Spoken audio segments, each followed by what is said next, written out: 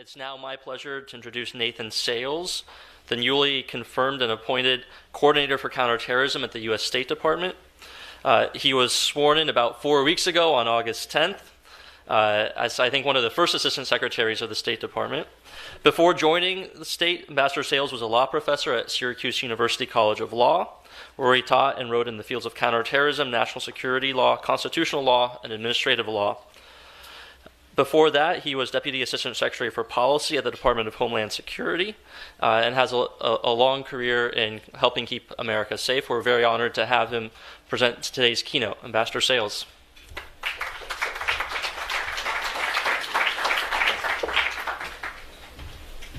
Well, thank you, thank you, Blaise, for the introduction. Thank you to the Bipartisan Policy Center for inviting me to speak today. I'd like to start with a special word of thanks to Governor Kane, Congressman Hamilton, and Mr. Benveniste for their excellent work, for their leadership on the 9/11 Commission. The 9/11 Commission drove the nation's debate about how to respond to that dark day in our history. And it also served as a needed voice for the families of the victims. Governor, Congressman, and Mr. Benveniste, thank you for your vital work, which continues to play a central role in how we as a nation understand the terrorist threat and how we respond to it. Now, I mean that in a very literal sense. Two of your former staffers actually work for me at the State Department, and I can assure you that I'm keeping them very busy. I'm also grateful to the Bipartisan Policy Center for inviting me and for keeping Washington's focus on these vital issues. You've put together a really extraordinary program today, and it's a real honor and a real pleasure for me to be part of it. I was just rereading the 10th anniversary report card the other day, and I was struck by the continued relevance of the report and its 41 recommendations. One sentence in particular stood out to me. We must constantly assess our vulnerabilities and anticipate new lines of attack. Now, that's basically our job at the CT Bureau. The run-up to the anniversary of 9/11 is a time to take stock, to reflect, and to analyze our counterterrorism efforts. But it's also important, and perhaps even more important, to reflect on how our enemy has evolved. Now, in these remarks, I'll outline the different threats we've faced since 9/11, Al-Qaeda, ISIS, and the emerging trend of what we might call self-directed terrorism. These are attacks that are inspired by terrorist groups, but not necessarily ordered or controlled by them. After that, I'll explore our responses to date and where we think we should focus our efforts going forward. So let's start with the evolution of the terrorist threat over the years, beginning with Al-Qaeda. From the 1990s up until the present day, Al-Qaeda has had two salient features. First, it maintains a hierarchical, centralized command structure. Osama bin Laden at the top, terrorist operatives at the bottom who receive orders and carry out instructions. Second, Al-Qaeda seeks to carry out large-scale, spectacular attacks on high-profile targets. In the late 1990s, we saw Al-Qaeda's ability to make good on these threats. The 1998 bombings of two of our embassies in East Africa killed over 200 people and injured more than 4,500 others. 2 years later, on October 12, 2000, Al-Qaeda attacked the USS Cole as it was refueling in Aden Harbor, killing 17 American sailors and injuring 39. All of this led up to the Plains operation. On September 11, 2001, 19 Al-Qaeda operatives hijacked 4 commercial jetliners and turned them into missiles. 2 of the planes were flown into the World Trade Center's Twin Towers, symbols of our nation's economic might, causing them to collapse. A third hit the Pentagon, the nerve center for the world's most powerful military. A fourth, perhaps bound for the Capitol building, crashed in a field near Shanksville, Pennsylvania, when the 40 passengers and crew of Flight 93 heroically stormed the cockpit in an effort to overcome the hijackers. In all, nearly 3,000 people were killed that day and more than 6,000 injured. It was our nation's deadliest day since Antietam. Fast forward to 2014. After we killed Osama bin Laden and degraded Al-Qaeda's central leadership, a new form of the same threat emerged. Like its predecessor in Afghanistan, ISIS developed a centralized command to order attacks outside of its false caliphate in Iraq and Syria. We witnessed its work in Paris. On November 13, 2015, a group of suicide bombers and gunmen, dispatched by Raqqa, committed a series of 6 coordinated attacks. They targeted a soccer stadium, cafes and restaurants, and the Bataclan Theater during a rock concert. 100 people were killed, including 89 at the Bataclan alone. Nearly 400 others were injured. Yet alongside these and other centrally planned plots, a new threat has arisen. Terrorist attacks increasingly are being carried out by individuals and small cells who are inspired by ISIS and Al-Qaeda, but who aren't acting on the group's orders. They're self-directed. These smaller scale, individually planned attacks often involve soft targets like hotels, tourist resorts, and cultural sites. We've seen this deadly new trend across the world. Places like Berlin, Jakarta, London, Manchester, and Nice. We've also seen it closer to home. Think of Orlando and San Bernardino. So what accounts for this increasing rise of self-directed terrorism? Well, I think that there's 2 factors at work here. First, ISIS is losing. The so-called caliphate is crumbling.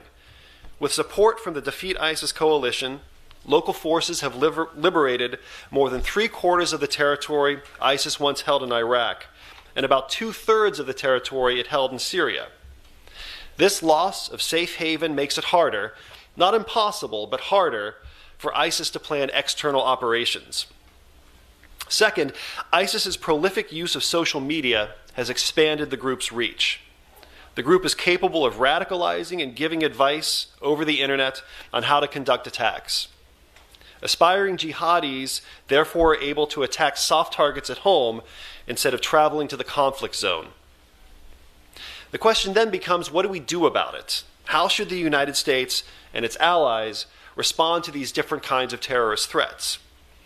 Well, after 9/11, we adopted a number of new tools that were geared at disrupting and degrading a hierarchical, centralized adversary like Al-Qaeda. For instance, we improved the intelligence community's ability to intercept terrorist communications. One example is Section 702 of the Foreign Intelligence Surveillance Act, or FISA, which made it easier to collect the emails and phone calls of non-Americans who were located overseas. We also ramped up our efforts to block terrorist financing. And we made border security a top priority. We started collecting fingerprints from visitors to this country. We signed agreements with partners around the world to share information about known and suspected terrorists, the so-called HSPD6 agreements. And we started analyzing airline reservation data. This is known as passenger name records, or PNR, to flag people who might deserve a little extra scrutiny at the customs checkpoint. Now, these measures have proven extraordinarily effective against centralized adversaries like Al-Qaeda and ISIS. And make no mistake, we'll need them for as long as that centralized threat persists. But in an age of self-directed terrorism, they're not enough by themselves. We need to retool our approach in light of the more decentralized adversaries we now face. Why do I say that? Well, consider surveillance. Self-directed terrorists aren't necessarily communicating with headquarters, so they can be harder to monitor. Or consider financing. Self-directed terrorists don't need the deep pockets of a large organization to commit their atrocities. They can simply rent a truck and drive it into a crowd. Or consider border security. Self-directed terrorists don't need to travel. They don't have to cross borders to receive training, to receive funding, or to carry out attacks. Many of them are operating on their home turf. So what do we do about it? What do we do about the rise of self-directed terrorism? Well, at bottom, we need to ensure that our counterterrorism toolkit is flexible and nimble enough to address evolving terrorist tactics, technologies, and trends. Let me highlight a few specific measures that I think will be instrumental as we confront an increasingly decentralized, self-directed terrorist threat. First, the protection of soft targets. Last month's attacks in Barcelona were only the most recent reminder of the challenge of securing locations that by design are supposed to be opening and inviting. That's why the CT Bureau is working with international partners under the Global Counterterrorism Forum to draft a set of good practices on the protection of soft targets. We plan to finalize and announce these recommendations publicly in the near future. Stay tuned. In the meantime, we've been training partner countries who have the political will to protect their soft targets, but who may lack the necessary resources to do so. For example, last year, in response to an attack on the Radisson Blu Hotel in Mali, the CT Bureau funded a program to build effective crisis response teams in that country. On June 18th of this year, terrorists attacked again, this time at the Hotel Kanagaba. The CT-trained team led the counter-assault, killing the attackers, and more importantly, freeing civilians who were trapped in the hotel. Second, there's information sharing. After 9/11, we tore down the information sharing walls that kept our cops and spies and soldiers from sharing information with one another and talking to one another. Our friends and allies around the world need to do the same. For instance, the imam at the center of the Barcelona plot was a convicted criminal. He'd served a sentence for drug smuggling and indeed had been ordered to be removed from the country of Spain. But he wasn't on the radar of counterterrorism officials because none of his past offenses involved terrorism. This was also the case of the Nice attacker, who had a series of arrests and convictions of his own. These aren't coincidences. A recent study by the George Washington University found that 57% of the people who were involved in terrorist attacks in Europe and in North America between 2014 and 2017 had prior criminal histories. So we've got some work to do here. We need to step up our work with foreign counterparts to dismantle the stovepipes, to tear down the walls that block the free flow of this kind of counterterrorism information. Third, there's capacity building. At the CT Bureau, we're helping our partner countries improve their handling of terrorism cases. In particular, we're building their ability to investigate, to prosecute, and to adjudicate terrorism-related crimes. A good example comes from the Balkans, a key transit route for foreign terrorist fighters who are heading to Syria or Iraq or heading back home after having served in the conflict zone. In the past few years, 131 people have been convicted under newly passed foreign terrorist fighter laws in the Balkans. Justice Department lawyers, funded by the CT Bureau, have assisted local prosecutors in evidence organization, analysis, prosecution strategies, and case-specific challenges through a case-based mentoring program. There are now about 33 more defendants who've been indicted or who are already on trial, all of them in Kosovo. In conclusion, the terrorist threat is constantly evolving, and along with our friends and partners around the world, we must evolve to meet that challenge. We must remain vigilant against an Al-Qaeda on the rebound and an ever-adaptive ISIS. And we must update our toolkit to ensure that we have the capabilities we need to confront the new scourge of self-directed terrorism. The 9/11 Commission had it exactly right. We must constantly assess our vulnerabilities and anticipate new lines of attack. And so, Governor Kane, Mr. Benveniste, thank you and thank your colleagues for that charge. And thank you for the inspiration to continue your indispensable work of securing our homeland and protecting our people. Thank you, and thank you all.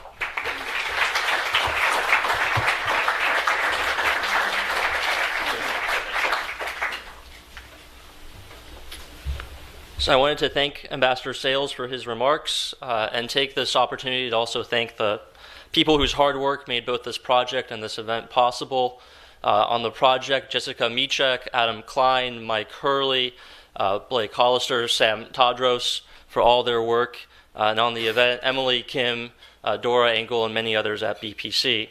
It's now my pleasure to introduce our second and last panel of the day.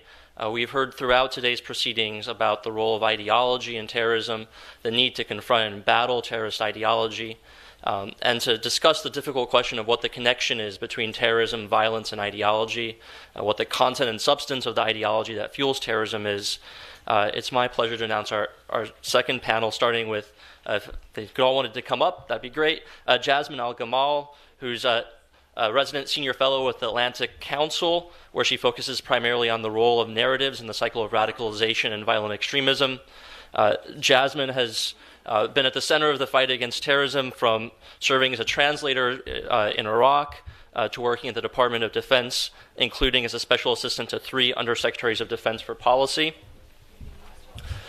Dr. Tarek El-Gawari, who's the president of the Coexist Foundation, and is both a Princeton and Al-Azhar University trained Islamic scholar. Sir John Jenkins, whose long career in the Middle East on behalf of the British Diplomatic Service.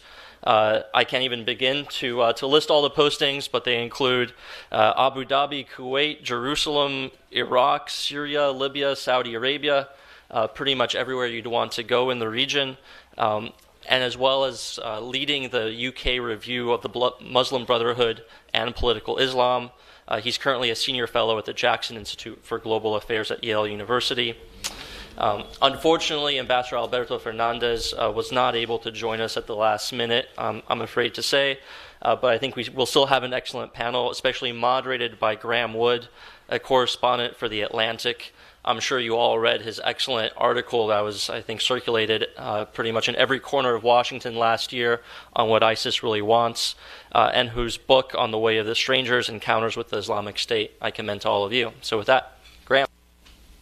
Thank you very much. Thank you to the Bipartisan Policy Center, and congratulations to BPC as well for this report, which I encourage you all to read. To create a bipartisan report that takes into account Islamist ideologies, an especially difficult task. All bipartisan tasks are, but this a contentious, highly politicized issue. It's like trying to produce a bipartisan report on the Yankees-Red Sox rivalry or on the relative merits of House Stark and House Lannister. So, well done. Now, the discussion of ideology, there is in the executive summary of this report a couple lines that I'll begin with, suggesting at least what we're talking about, some definitional issues. It says ideology, even in scholarly studies, is most often treated as synonymous with a worldview or a belief system, but it's not about how things are, but how they should be.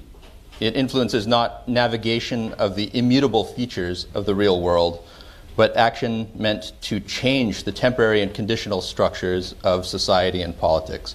So with that as the turf that we're working on, I wanted to start with you, Sir John. You've been working in this field for a while, and you're a person with low tolerance for cliches and pieties. So I wonder if you might start by just giving us a sense of what some of the misconceptions are about the role of ideology in politics in general, and what the role of ideology is in violent movements in particular.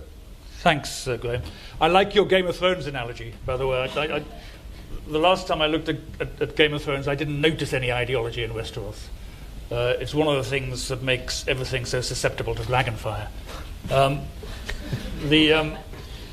I think when I look back on my experience in government and dealing with this particular set of issues at the end of my time in government, I think of the 3 sort of deformations that struck me then and strike me still very forcibly. The first is that ideology doesn't exist or doesn't matter.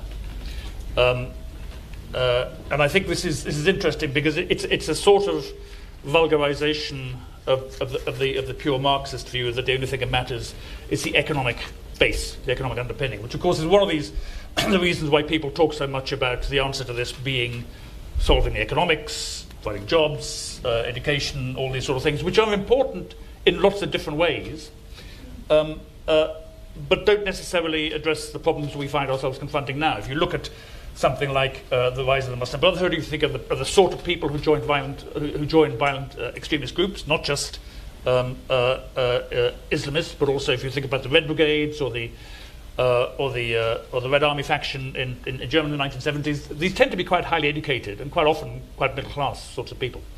So there's something about ideology which is really important, and it matters, and it's not just about the material base or the economics. That's one thing. The second deformation, I think, is that ideologies are static and clearly defined.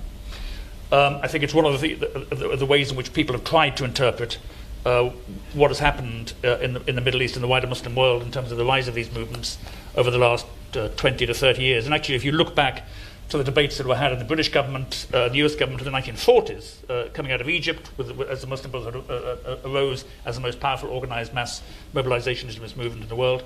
You get the same sort of sense that people want to define this as something that is static, that is there and doesn't cross boundaries. Actually, everything we know about these ideologies tells us that they're dynamic, they metastasize, and they influence each other. And people move from one bit of the ideology to another. We see this with individuals. The late Egyptian scholar Hassam Tamam did an awful lot of extremely good work very early on this question of the Salafization of the Muslim Brotherhood and the Brotherhoodization of Salafism. And these cross currents, which actually we now trace back to at least the 1960s, and in some cases to the very foundational moments of the Muslim Brotherhood, have meant that the Brotherhood is constantly, and its associated groups, and groups like Daesh and Al-Qaeda and so forth, are constantly changing their direction. In some ways, changing the way that they frame themselves. But it also means they're highly adaptive. And the third deformation, that also means, there is a real issue about what we can do about these sort of ideologies, not what non-Muslims can do about these ideologies. Brings you on to the third deformation, which I think is, for all us good Western liberals, we tend to think we're not ideologues, that we don't have an ideology. Actually, we do. Liberalism is as much an ideology as anything else. And I remember having a conversation with the former Prime Minister David Cameron about this as I was doing the Muslim Brotherhood review, and I said to him, Prime Minister, you talk a lot about the importance of British values in this, and this is a way to what are those values? Is it cricket? Is it drinking warm beer? What is it? And if you don't articulate what these values are, it's very difficult to articulate what it is that people are expected, what the tolerance level in any given society is for deviationist, radical, challenging revolutionary beliefs. We tend to assume that liberalism includes everything. Actually, it doesn't. And even John Locke would have said it didn't. I mean, John Locke would have excluded from his ideal republic Catholics, of which I am one, on the grounds that Catholics owed allegiance to an external power, the Pope, which is analogous to the sort of debates that people have about Islamists these days within the Middle East. So you have to find a way to decide, or to articulate in a much more convincing way in the public space, what it is, why liberalism is such a good thing, and why our particular societies are valuable beyond, above and beyond the challenges of these other ideologies. We live in a world of ideological challenge. Those are my three. Thank you. Would either of the other panelists like to comment on misconceptions, any other shibboleths, cliches that have afflicted us on this? I agree with Sir John, actually, that I agree with what you said about ideologies not being static and having to change and having to mold to whatever the context is at the time. And I think, if you look at the equation of terrorism and how someone becomes a terrorist, there are all of these different factors that lead to someone becoming a terrorist. And those factors are pretty static. The one factor that isn't is the ideology, right? And so you have someone with a grievance, and then there's a lack of an opportunity to address that grievance in a healthy, constructive way. And then you have the ideology that comes in and captures their imagination. And then you have the means. So how do you actually get there? Whether it's traveling somewhere or doing something inside your home. And so the fact that the ideology, for example, ISIS, if you look at how they were trying to get people to travel to Syria and Iraq in the beginning, their message was different depending on what audience they were speaking to. They didn't just have one message, right? So for young women, it was come live in this idyllic place where you can be good Muslim wives and mothers and things like that. And it was a very peaceful, idealistic vision of an Islamic state. If they were targeting young men, it was more about the excitement and the power and this and that. If they were targeting older people, it was a different message. And so to say that there is an ideology that we have to combat with our own, I think fails to appreciate and acknowledge all the different factors that go into becoming a terrorist. And it's an easy way out in a way. It's an easy answer, but there are no real easy. It's an easy prescription, but there's no way to actually do it. On the other hand, though, what you're describing are many paths toward one endpoint. So does it not matter that the endpoint is what it is? When we're talking about the value of ideology as a tool that we would use to combat this, then getting to that endpoint, of course, there are many ways you could get there, and you're going to be trying to convince a young woman or an old man to get there in different ways. But if we're thinking about how to combat this, is there some way that we can combat, no matter what the stream is, what the final destination is, in ideological terms? I don't agree. I think the answer is no, and here's why. By the time people get to the place where that ideology, that violent ideology, that radical Islamism, if that's what we're talking about, by the time they get to the point where that resonates with them, it's too late to change their mind. Do you know what I mean? They've already been through various layers and levels of transformation in themselves. At each point at which we could, as governments or civil society or NGOs who are trying to combat that, there is a response to that. So if it's economic, then that's something that you can address in a tangible way. If it's social, if it's identity based, all of those are things you can address at varying points throughout the radicalization process. But once you get to the point where they have latched onto the ideology, they're only doing it because it justifies and it provides them with justification for stuff that they had already, come to believe, and for things that have already happened to them. And the ideology is it's almost the check to say, you're okay, it's okay to do this, and here's why.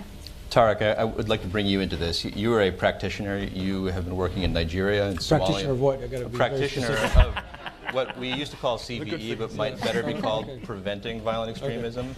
And you, not a practitioner of jihad, yes, the okay. term. So now, tell me, is it too late once someone has got to that point? Is ideology just the hardest turf on which to combat or to prevent violent extremism? So I think I'm at heart really an optimist. So I think that I believe in the goodness of humanity fundamentally, all humans. So I feel that both personally and because of my theological training, I believe we can reverse these things. I think the only exception is when somebody has a gun. When somebody is in the act of creating violence, inflicting harm. I'm not going to negotiate with somebody that has a gun. I'm going to duck for cover or look for a bigger gun, and that's why we have to have law enforcement. But short of that, I think it's doable. And the way I look at it is, I think that the ideology of extremism, or any ideology for that matter, it's going to fulfill some sort of human needs. And if it's a negative ideology, it's going to fulfill those human needs in a negative way. If it's a positive ideology, what we call positive ideology, it'll fulfill those needs in a positive way. So I like to think that Islam for me fulfills my needs, but in a positive way. I try to work with people, I try to help people, I try to raise money for charity, and I disperse these funds blindly, in the sense that we don't give them the funds to people of a certain religion or a certain class and things like that. But I can fulfill those same needs in a negative way, and that's where addictions come in, and that's where violence comes in, and that's where abuse comes in. So I think these people fall in the same category. In the 1980s, the experience in Egypt was that the Brotherhood, people that were jailed in the 50s and 60s, so on and so forth, there was a long process with the security apparatus fueled by the training of Al-Azhar to help have these people renounce violence, and it worked. Now, some of them renounced the renouncement, and so they bounced back. But when I talked to my teachers who taught me, and I asked them their experience, they said, look, we look at extremism in concentric circles, and we're able to bring people to the left 1 or 2 circles, but that's it. So if we find a violent person, we can get them to renounce violence. If we find an extremist Salafi, we can get them to be like a moderate Salafi. That was their experience. I think we can do better than that, because I believe if we can understand their needs, then I think we can fulfill those needs in a positive way by grafting on it an ideology that's also positive and constructive.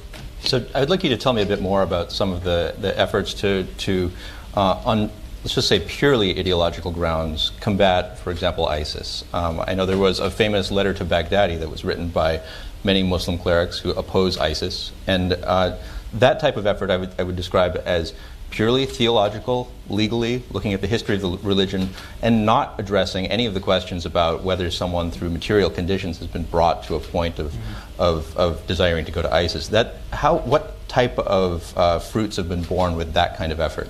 So this is what I noticed. People like Baghdadi, Adnani, Shekau, Boko Haram, these people, they are Hollywood actors. They are using props. They are using colors. Shekau will give a talk holding it looks like he's holding like a tree trunk. And I looked at the video, I was like, oh my God, that's miswek. This is prophetic truth. But it's like this big. It's like literally like a tree trunk, that he's holding. This is Shekau, the Boko Haram. Boko Haram. What was Al-Baghdadi wearing the day that he gave this Ramadan khutbah? He was wearing all black. He was wearing a black thobe, a black abaya, and a black turban. Because when the Prophet, peace be upon him, entered into Mecca, he was wearing amamatun sawda. He was wearing a black turban. It's a sign of state power. So many of the caliphs, when they would give formal things, historically they would wear black. These are all props. So even though the letter was theological in nature, because scholars are trying to show that this is wrong, they are specifically picking these things, names. His name is not Al-Baghdadi, but he thinks that this is somehow more Muslim, that his name is Al-Baghdadi or Al-Adnani or Al-Libi or Al-Misri or something like that. So they're doing these things on purpose, but the problem is that they take these things way out of context. If somebody gave me one of the themes that they heard extremists, any theme, jihad, hakimiyya, anything, I'll give you the verse and the prophetic text that they're referring to. I can put in one column every single Sunni Shia scholar in the history of Islam, how they've commented on this verse. It'll be on one column, and then you'll find the interpretation of ISIS, Boko Haram, etc. on another column, all by themselves. They're beyond heresy. They've created a new interpretation that is no one's even thought of those ways of understanding them before. And when you point this out to someone who is at some point along this path toward radicalization, is it persuasive? Is there a track record of people seeing this, oh, there's another way to interpret this, and then being persuaded? Or is this something that they're just flying headlong toward, whether you tell them that or not? So I was telling someone last night, it depends on what I'm wearing. If I'm dressed like this, probably not. If we're in Washington, probably not. If I was wearing, my Azhar regalia, maybe.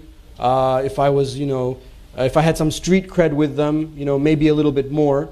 It depends, it depends. But the problem I found is that on a high level, I can convince people what I just said. I can say, okay, you're saying this verse. No, no one in the history of mankind has ever interpreted that verse this way. It's just a fact. Okay, I understand. But then when we get into the minutiae, we find that there's been a constant feeding of this heretical, what I call heretical narrative for the last 200 plus years. That really has to be dealt with. So eventually somebody's going to say, but Nasr al-Din al-Albani says this about the hadith. I said, yeah, but that guy was a joker. That was a disaster of a project. He contradicted himself and didn't know about it. When I say that, people get offended. Yeah, but that's Shaykh al-Islam Nasr al-Din al-Albani. If you go to the Qatari Awqaf website and you ask a question, they'll give you a fatwa back quoting the hadith strength and weakness based on Nasr al-Din al-Albani. That's a disaster. Absolute disaster. So underneath, it's like an iceberg. Like the tip I can kind of deal with, but it kind of goes down a little bit deeper. And I'm trying to find creative ways by not, as you can tell, I'm not very PC. I'm trying to find a way to be diplomatic, to be respectful of people's way of thinking. People are very emotional about this issue in the family of Islam. So I'm always hopeful. But there's a lot of work that needs to be done. So John and Jasmine, I'm going to ask you a version of the same question as to the applicability of ideology to policy and to government. So John, when we first met, we were introduced by Emma Skye, who said, you two are both jihadism nerds and I'll leave you to yourself, and then walked away rolling her eyes. And then we talked about the recent seerah that had come out of Abu Muhammad al-Adnani. So it seemed as if, it seems as if to some people within government, this is a kind of disreputable preoccupation, a jihadist ideology. What is the use of it? Is it something that is just a hobby, or is it something that can be applied within policy and government? I think people find it very difficult to deal with because it's very complex. It seems very exotic, very remote from the concerns of government. I think going back to what Tariq was saying, the things that the Egyptian government and the scholars of Al-Azhar did with El-Gamal al-Islamiyya people in the 1990s, actually, the 1990s in Egypt, was very interesting and very effective. And the Saudis have done something similar in their de-radicalization centers in Riyadh. The rate of success of those centres is not as great as the Saudis claim. It's much smaller, I think.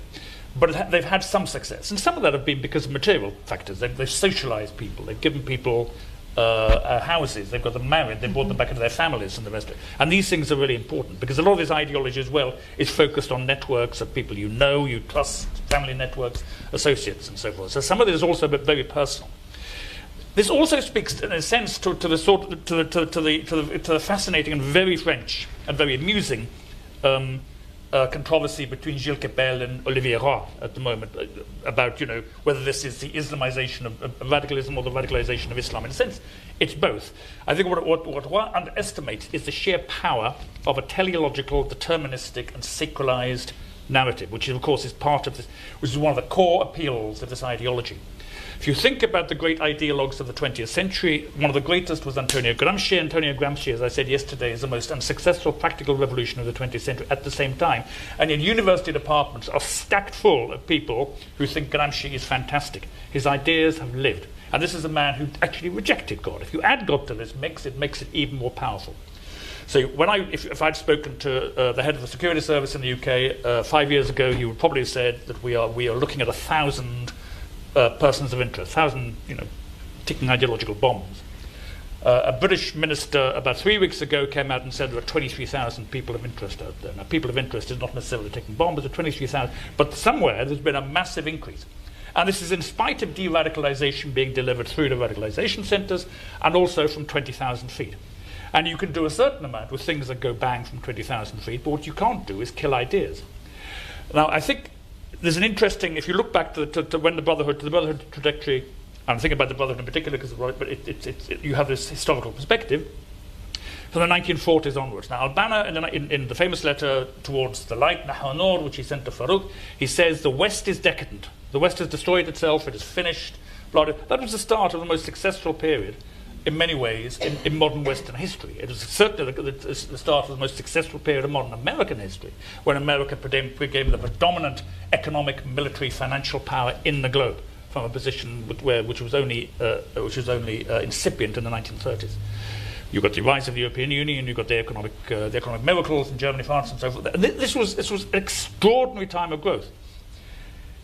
And although the Brotherhood, of course, was suppressed by a deliberate act of the Egyptian government after Munshir in 1954, I think there was a connection between the rise and the power of alternative ideologies, and some of this was Western, but in the Middle East it was also Arab nationalism and so forth, a lot of it militarized. And there seems to have been a connection as well with the weakening of those ideologies, the weakening of the attraction, or the failure, the material failure of those ideologies, and the resurgence of Islamist ideologies. And I think this speaks to us as well in the West, because, of course, we live at a time of huge introspection ourselves in our own societies, here, but also in Europe. And in a sense, we advertise, in a sense, our ideological weakness at a time when these rival ideologies are advertising their strength. And I think there was a complex connection between the two of them. And I think that's a political question, rather than simply a question of administration. Mm-hmm. This is a question about what sort of politics do we think we practice here. Because we can do very little as non-Muslims in the West about the Islamist ideology. What we can do is a lot about our ideology. But it has to look like success. And our politics have to work better than they do. That's my Thank you. And Jasmine, you've worked with DoD at many levels as a translator for the 82nd and country director, I believe, for Iraq, Syria, Lebanon as well. What was the role of ideology in the discussions that you had in DoD and in DoD policy? Was this something that was thought of, or was it something that seemed like a secondary concern? It was definitely thought of, and I think it's interesting because I've seen this issue from multiple vantage points, if you will. I was a translator in Iraq, so I was there during the war, and I got to see how people were fighting and why at that time. I also spent some time in Guantanamo Bay, Cuba, and got a chance to interview many of the detainees there, which those were just completely fascinating stories, very different from Iraq because they weren't necessarily involved in a war at the time when they became radicalized, but you got to listen to a lot of their stories and understand what leads someone to become radicalized.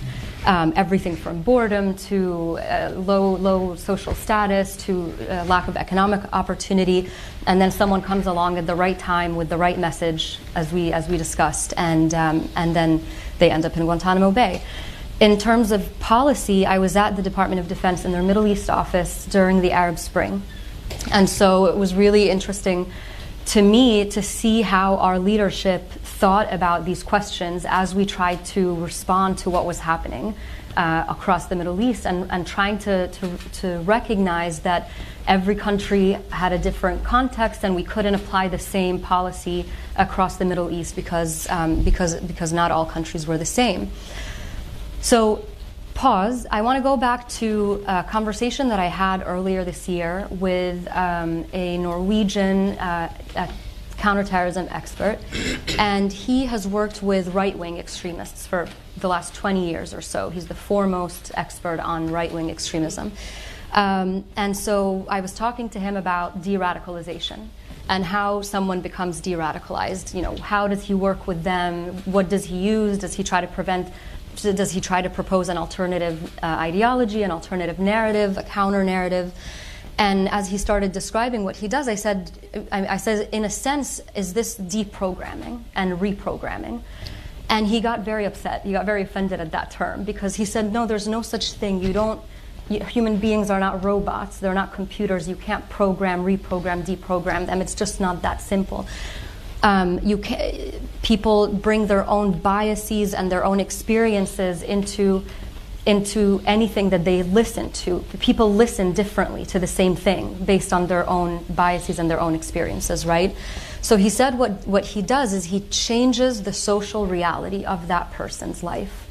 If someone is a right-wing extremism and thinks, black people are lesser or this or that, then what they do things like they go to the mall and they just sit there and try to get through an hour at the mall where they can see people of different races mixing, and then slowly the reality for him or her starts to change.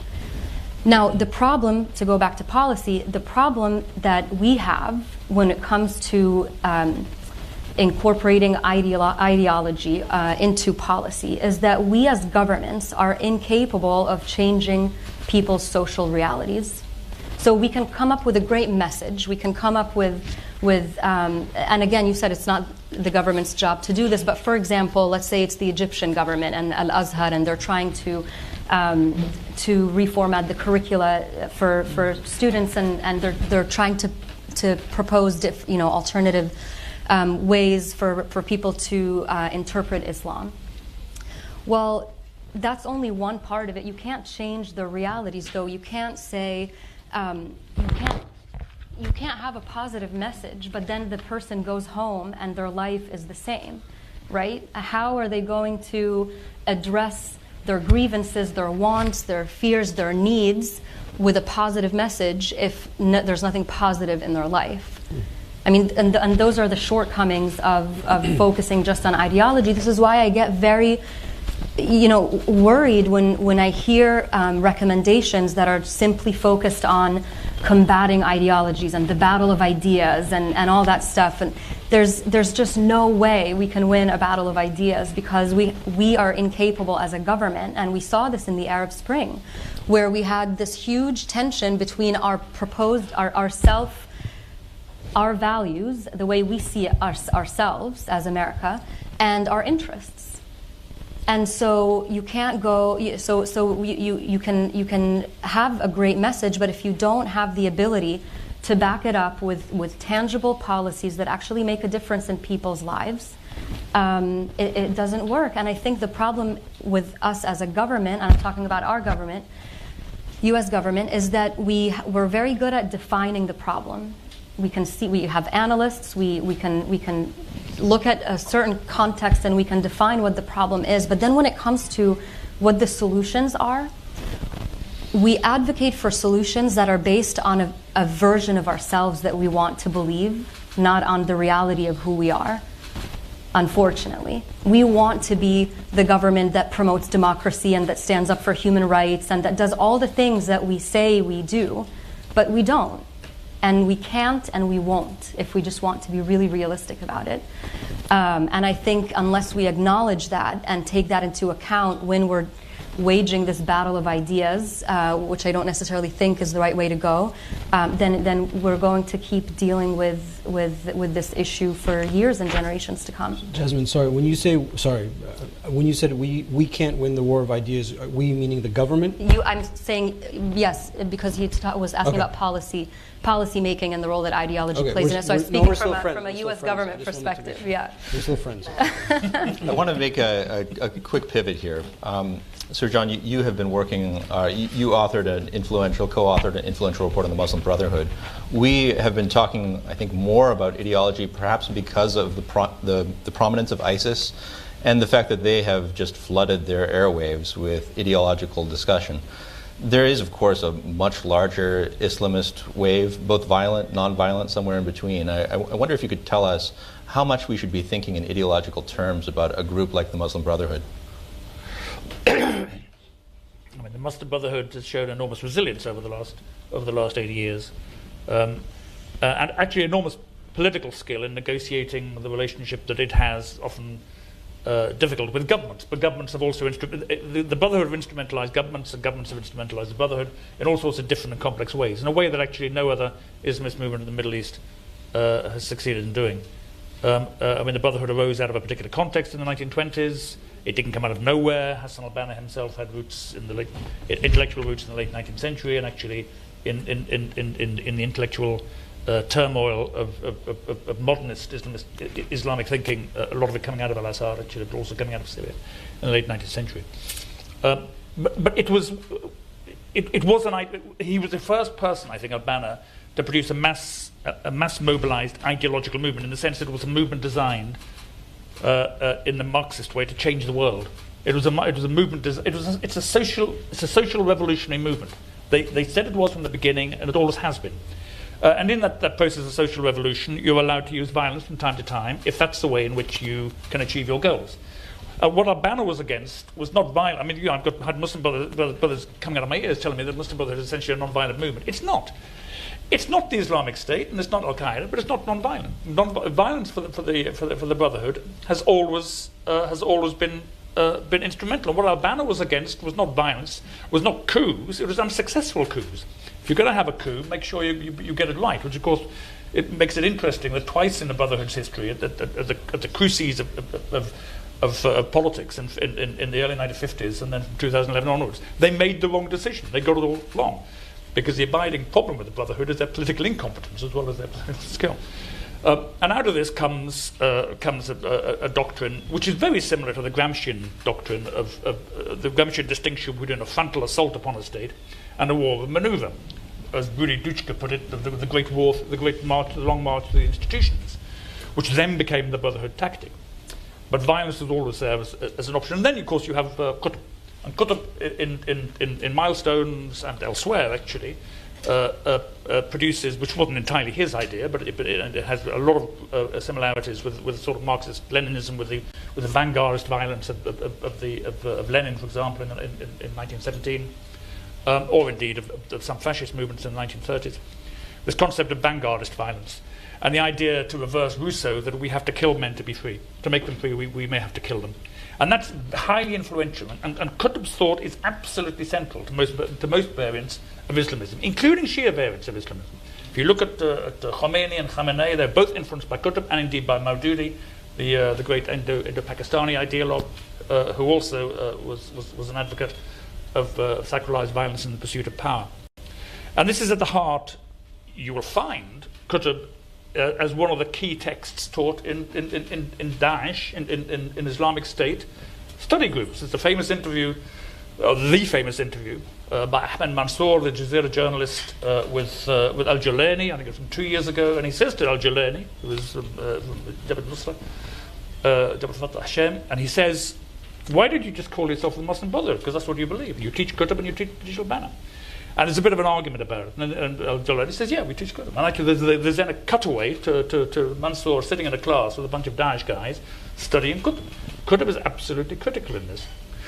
So it's there. I mean, I think, again, in policy terms, dealing with this, somebody asked earlier, in one of the early sessions, should you prescribe the Muslim Brotherhood? Well, the answer is, what is this thing that you're prescribing? I mean, in the UK, there is no organisation called the Muslim Brotherhood. There's a bunch of people who are Muslim brothers, but you can't prescribe people simply on the grounds of what they believe. Otherwise, we'd prescribe, a lot of governments would prescribe most departments of political science.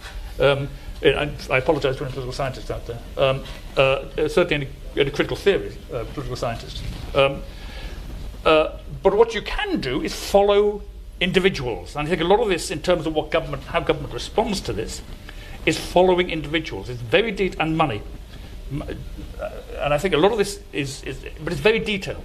And the amount of resource you need to do this is huge.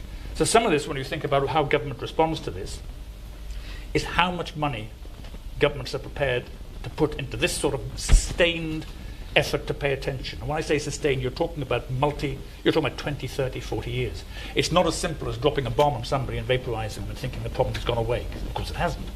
But it's quicker to do it like that. You're talking about something and you have to keep repeating, and across partisan boundaries. So in the UK, one of the problems we've always had with policy in the UK is sustaining policy across general elections. And I imagine the same is probably true here in the States. It used to be easier because there used to be a bipartisan approach to all of this stuff. I think that's gone away. I will now turn to the floor. We have time for some questions. I will be exercising a Kim Barker-like level of discipline here, so please stand up, speak loudly, give your full name, your affiliation, and I'll identify you. Yes, sir. There's a microphone coming to you here. Thank you. My name is Mahmoud Farouk, and I'm from Project Middle East Democracy. I have a question to Jasmine. You said that the government is not able to win the battle of ideas. I agree with you in a part that the government, in a sense, is not the main player in winning the ideas, which more civil society work to do. But how? What is your answer about how do you see the winning of ideas between the liberalism and Soviet Union in the 80s? Do you think that the government back then and the state back then have done something to win the battle of ideas? And if the state is not able to win the battle of ideas, what the state should do? They just do nothing? Thank you. Well, I wasn't around, for the Cold War, so I wasn't involved in that policy. But I think it's a very good question, and we should really look at that analogy and think about whether or not it's the right analogy. The Cold War, and of course, please feel free to jump in, but. One of the things that I see as very different between now and then is we have this what we call the say-do gap, right? And the bigger that gap is, the less credibility we have as a government in terms of what we're saying if we're not doing what we're saying. And so I think from what I understand and from what I have learned is that during the Cold War, the U.S. had a very strong narrative. It had a very strong, very streamlined narrative, and a lot of its actions and a lot of the governments and the people and the causes that we allied with at the time matched the narrative that we were putting forth against communism. If you look at today, it's a very different story, and not only is it a different story, but we're talking about when we're trying to combat radical Islamic extremism or Islamist extremism. It's tricky because you, on one hand, don't want to buy into the us versus them narrative that, for example, ISIS or Al-Qaeda puts forth, right? Like all Muslims are on one side and non-Muslims are on the other side. But inherently, you're kind of doing so. You're looking at the way that we talk about it. We look at the ideology. We talk about Muslim youth and Muslim identity, and we fail to recognize that Muslims are not all the same everywhere. And so we're doing the same thing that we're combating in a way, which is this us versus them perspective. But if you look at domestically and internationally, if we just carve our task into these two things, so our domestic narrative if there's a battle of ideas domestically and a battle of ideas internationally, well, the U.S. narrative of inclusion and democracy and all of that stuff that we believe in and that we do here in our country, that's one issue. And I think that is the battle that we can win. I mean, I think that the U.S. government can win a battle of ideas with ISIS when it comes to targeting Muslim youth in the U.S. We have a strong case to be made here. But when we try to do it abroad, the governments that we're allied with don't live up to our standards as we state them. The opportunities that people have in, for example, in the Middle East, or whether it's Indonesia or wherever, I mean, name your country, we just aren't able to match our actions with our words. And step one is just condemning actions that their governments are doing, but we can't do it because those governments are our allies. So it's just, how do you win a battle of ideas when you can't follow your ideas up with actions that match those ideas? You're going to lose every time. Very quickly. I think back to that famous clip from the late 50s of Nixon and Khrushchev arguing about washing machines. And Nixon says, "Our washing machines are better than yours," and Khrushchev says, "No, we're outperforming. Our washing machines are better now and they'll be even better in the future." You could test that, actually, and it turned out the US washing machines are a lot better, got a lot better than Soviet washing machines, and the weapon systems were better than the rest of it. There was something you could test, but it was there, you could feel, and that worked. This is about the ultimate purposes of life. If you look at that, this is a salvational narrative. It's about it, and that how in God's name do you test that? I don't know. I mean, Tariq's point about the orthodox schools, the four orthodox schools, the main orthodox schools of Sunni Islam and the rest of their interpretations, and the contextualization of judgments in terms of interest, in terms of intentionality, fiqh al-maqasid, fiqh al-masalih, and the rest of it. This, it seems to me, because when Sisi talks about this, or actually Orthodox or the senior Saudis, they say it is the responsibility of Al-Azhar or somebody else, the Orthodox scholars, to fix this. Can they do it? Yes. To the satisfaction of whom? Yeah, so that's a good thing. I mean, this comes back to the idea of liberalism, and I'm glad that Sir John was instigating this idea that this is an ideology, that it's not completely compatible with Islamic ideology, but that doesn't mean that they can't coexist. Yeah. But if we think that our job is to make Egypt and Tunisia and Turkey and all of these things look like American democracy, then that's a failed, because that should not be the goal. Well, that's not very liberal, just to start out with. I mean, that's not what we should be doing in the name of liberalism. But can we defeat this ideology? We can, we are, and we will. Another question? Yes, sir. So my name is Jean-Claude Abec from the Africa Center of Strategic Studies at the National Defense University. So my question goes to Jasmine. So terrorism is certainly not new to Africa, but I think the nature and the growth of it is changing. We defeat ISIS or Islamic State in the Middle East, it probably finds itself happening in Africa. So my question with regards to policy-wise is, shouldn't we be doing something different in terms of countering extremism so that we don't repeat the same mistakes in the Middle East, in Africa? And if we are doing something different, what is it that we're actually doing on the ground in the region? And if we're not, what is it that we should be doing? Thank you. Wow. So Tariq, you've also been working in Africa, so if you want to take part of this question, then feel free. Do you want to go first? So can you restate the question? Yes. So I'm saying that with the nature of terrorism changing in Africa, we have the Islamic militancy that is actually increasing. We look at places like Mali, and so in terms of policy focus, what should we be doing differently so that we don't repeat the same mistakes that we've been making in the Middle East? And if actually we're doing something different, what is it that we're doing? If we're not, what should we be doing differently in the region? I mean, what I've done in Africa and Nigeria and Somalia and obviously Egypt. Egyptians, we forget that we're African, but we are African. So, I mean, that's another story. Sorry, Sam and Yasmin. But, and Mimi. But is the training and capacity building. I mean, the stories that I heard from these Nigerian people, I mean, I don't even want to say them publicly. I mean, these people have experienced, I met with people that have actually experienced suicide attacks, going to Friday prayer and the things that they've seen. and telling me these kids that are my kids' age being given drugs, hallucinogenics, and these type of things to bring them and to recruit. I mean, horror. You would lose your hair if I told you these stories. But what we can do is we can help train them. How do they, how do you help a school teacher, a youth group, a civil servant, an imam, a local imam? So it's not just, in this respect, yes, it's not just ideology, because they're not sitting, in the Abuja and stuff talking about, and Mogadishu talking about theology. No, that's not what, they need actual training, capacity building. How can they organize? How can they sustain the effort?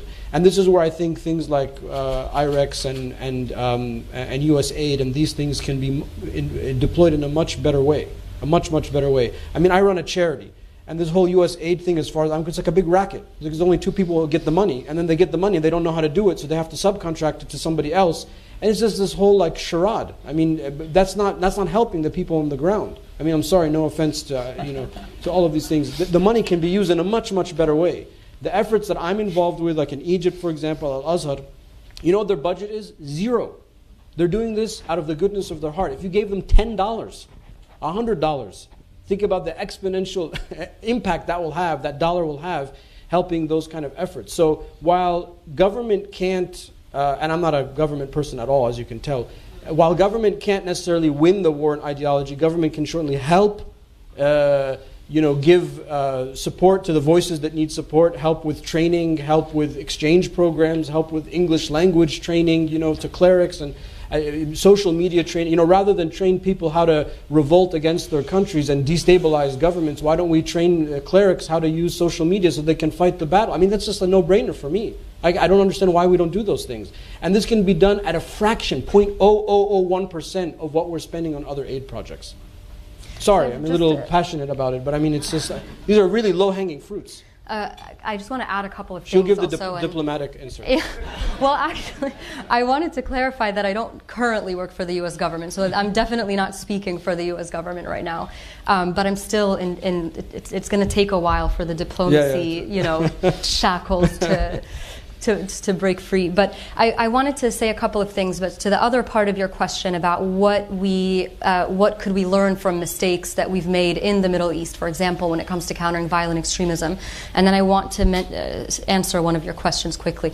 But the two things that come to mind, just based on my experience, in terms of what we did wrong in the Middle East, what we continue to do wrong, is we have a very militarized view of what this battle is. When we say countering violent extremism, it's really counterterrorism. I mean, it's really we use bombs, we use drones, we use armies. The counter ISIL campaign is largely a military campaign. And I think that's problematic. Counterterrorism is one thing, countering extremism and radicalization is another thing completely. And we should be using completely different tools. I mean, those things they both need to happen on parallel tracks.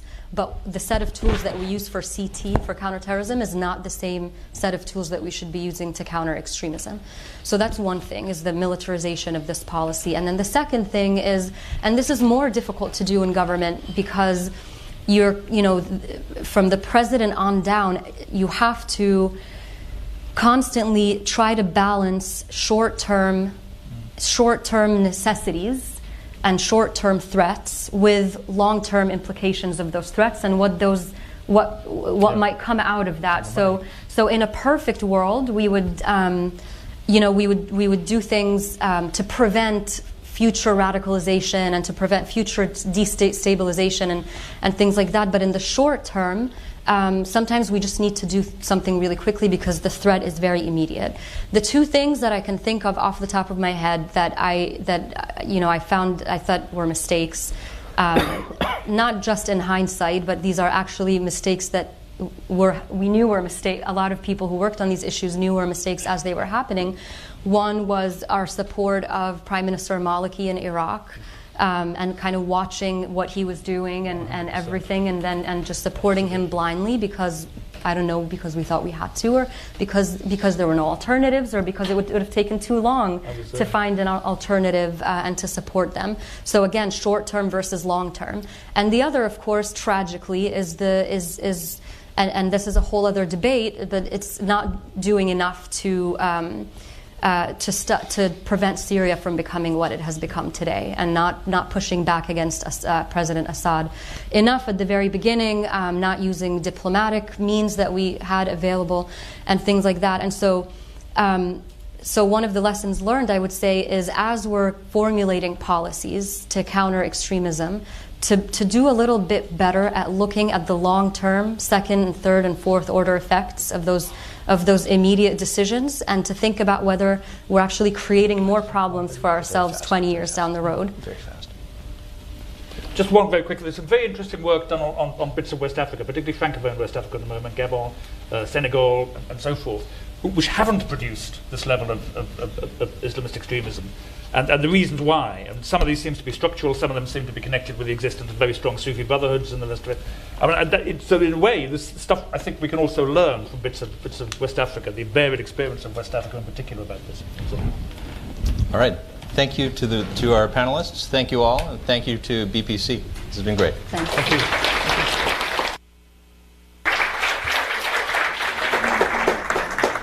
Thank you, Graham, and to our panelists and to our audience for attending and sticking with us through an action-packed day that involved both Game of Thrones and Gramsci, which I'm eager to hear more about at some point. I had 3 takeaways from today, which is agreement on the persistence of the terrorist threat, broad agreement about the insufficiency of the counterterrorism tools that we're currently deploying in attenuating that threat, and some disagreements about what we need to do or what we're able to do as a U.S. government in fighting the battle of ideas, whether it's at home or abroad. And so because we're the Bipartisan Policy Center, we look forward to taking all of those conflicting and divergent views and trying to fit them into a comprehensive strategy and a consensus-based strategy for fighting terrorism. And we look forward to rolling that out in the near future with Governor Kaine and Congressman Hamilton. So I hope you'll all be able to join us for that, and please stay tuned for more news of our project. Thank you.